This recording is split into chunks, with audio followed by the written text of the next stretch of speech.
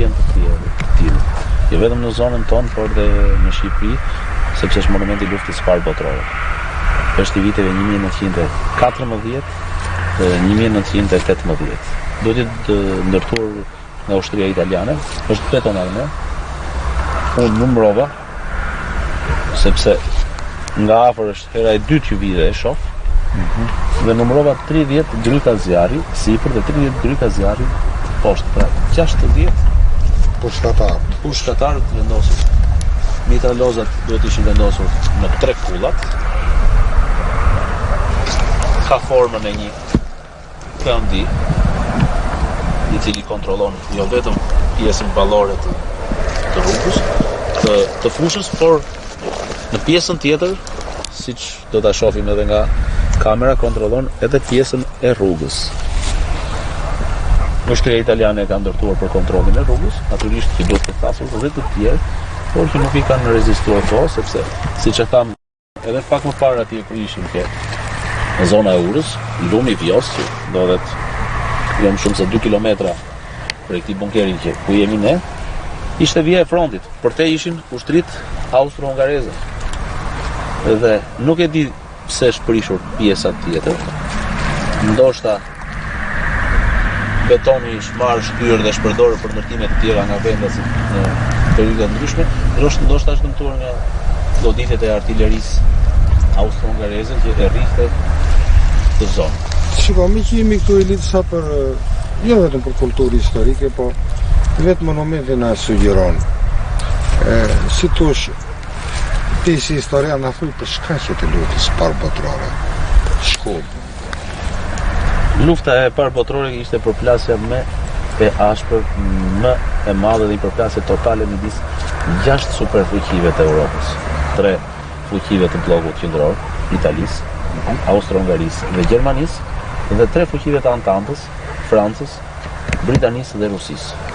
Shkak ishin kontraditat antagoniste të pasgjithshme midis Italisë dhe Gjermanisë, që kërkonin rindarjen e botës, rindarjen e kolonive të Francës dhe të Britanisë nga ana tjetër, që nuk donin që kolonitë që i kishin shtojcat e ekonomive tyre, kishin pronë private, të ndanin me Gjermaninë dhe me Italinë.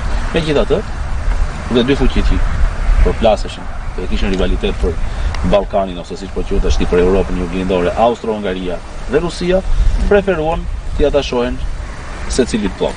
Në Antantë, Rusia u bashkua me Francën dhe Britaninë, ndërsa në bllokun qendror Austro-Hungaria u bashkua me Italinë dhe me Gjermaninë. Lufta filloi në 28 korrik të 1914-s me sulmin që austro-hungarezët i bën Serbisë, në mbrojtje të cilës doli Rusia. Dhe kështu funksionoi sistemi i 2 aleancave dhe u krijuan 4 fronte. Fronti i parë ishte fronti i perëndimit, ku përplas Gjermania me Francën dhe me Britaninë, por në ndihmë të ushtrive të Antantës në 1917 zbarkon dhe ushtrit amerikane. Rusia në frontin lindor u përplas me Austro-Hungarinë dhe me Gjermaninë, derisa kapitulloi në mars të 1918-s, ku një personazh i njohur i historisë, Leon Trotski, nënshkroi traktatin e Brest-Litovskit, ku Rusia të hiqej nga lufta dhe dilte prej saj.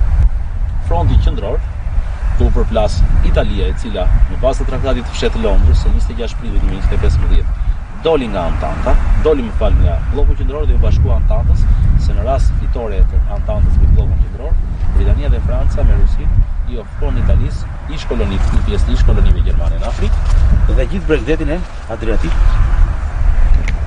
Dhe në bllokun në frontin qendror u përplas ushtria gjermane dhe austro-hungareze me ish-aleatët italianë që tradhtuan dhe kaluan anën e Antantës.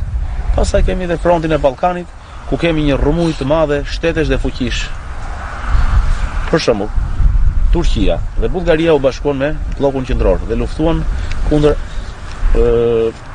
Britanisë dhe Francës, që zbarkuan në Greqi për të mos lejuar që fuqitë e bllokut qendror të zotronin Ballkanin.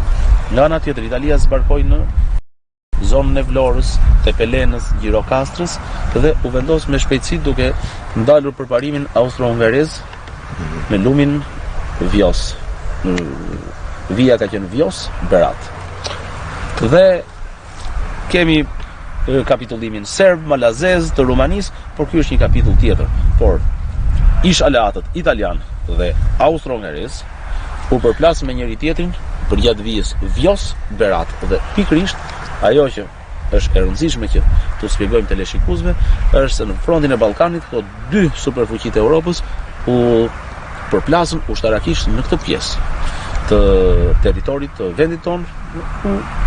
Gjejmë edhe këtë relike të kësaj lufte, e cila duhet restauruar, duhet të ruajtur, sepse është vërtet një monument kulture.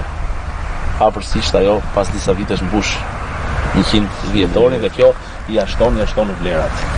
Kështu në blim një pyetje e tillë, ky kuadër i madh i ndarjes në bloqe, a ka të bëjë me periudhën pas pavarësisë dhe pikërisht me figurën e Ismail Qemali? Dhe Ismail Qemali fatkeqësisht ra pre dhe pagoi me jetën e tij